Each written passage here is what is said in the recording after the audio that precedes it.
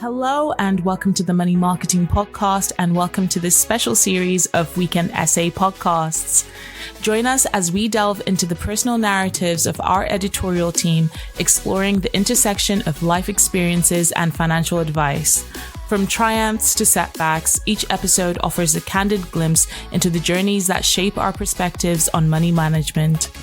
Get ready to uncover the human side of finance as we share our stories, insights, and lessons learned along the way. Welcome to the weekend essays on the Money Marketing Podcast. Looking past assumptions during Disability History Month. I'm fascinated by the assumptions we make about people, more specifically, how we can get it so wrong. One of my journalism tutors once mentioned the old saying that if you assume, you make an ass of you and me, and I can't say that has ever been wrong in my experience. A silly example was when I was a teenager going to the local market with my gran and bumping into one of her neighbours for the first time. He was probably in his early 30s and dressed like a stereotypical punk rocker, short bleached blonde spiky hair and wearing leather bondage trousers held up by a studded chain belt. He looked a bit like Billy Idol in his 1980s heyday, but without that surly cold lip. His girlfriend was clearly part of that cultural scene too. She had dyed black hair with lots of tattoos and body piercings. It was quite an aggressive look, and at the time I didn't know my gran knew the couple. I certainly wasn't expecting them to warmly greet her and have a normal conversation with her. I think they talked about how unfair they had it as leaseholders in a largely tenanted apartment block.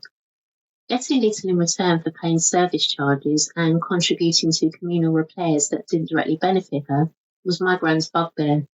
But I didn't expect this couple to be her allies in this at the local council meetings, which they apparently were. I was also surprised when my gran told me the guy was a hairdresser who did home appointments for a lot of the female pensioners in the area. They all loved having him over for a cuppa and a bit of a gossip while he did their perms and highlights. So that was a big eye-opener for me on all fronts.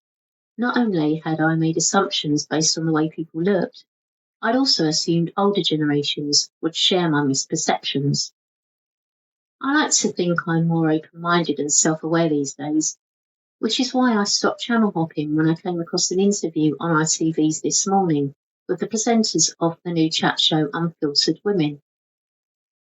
As part of ITV's coverage of Disability History Month, which runs until the 20th of December, Unfiltered Women is, to quote ITV's press centre, fronted by three outspoken disabled women. Actress and presenter Samantha Renck has brittle bone disease. Comedian and podcaster Fats Timbo has the genetic condition achondroplasia, which affects growth, while reality TV star Jay Howard was born with an upper limb difference. Although the focus was on the difficulties and discrimination these women have faced, Jay Howard recalled being told she wasn't welcome at a Barcelona restaurant which had served her able-bodied friends. It was the personalities of these women and their take on the world that kept me watching. As an able-bodied woman whose dating days are long behind me, hearing Samantha Renck talk about ensuring there's an accessible toilet while on a dinner date and the intricacies of making your excuses to leave as a wheelchair user when a date isn't working out made me think how much I've taken for granted. It's not that I was so narrow-minded that I assumed disabled people don't go on dates. It's more a case that I've never had to contemplate these awkward things, which is why I'd like more people with disabilities and neurodiversity to tell it like it is. We all need to listen and take these things on board. Renck made the point that in her own home, which is adapted with automatic doors and low kitchen worktops, she doesn't see herself as disabled. But as soon as she steps outside and is faced with something like a broken down lift, that's when she's defined as disabled. This was also familiar to Fats Timbo. So many people say to me, I don't see you as disabled, I just see you as short. But me being short in a world where everything is not adapted to me, it disables me, she told viewers. Living in a world that isn't designed with your needs in mind and where people perceive you as different is something that came out of an article I wrote recently for Money Marketing.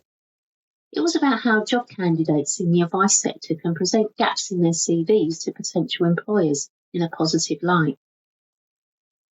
Where those gaps are due to health issues that are not necessarily visible, such as mental health, there can be two competing pools.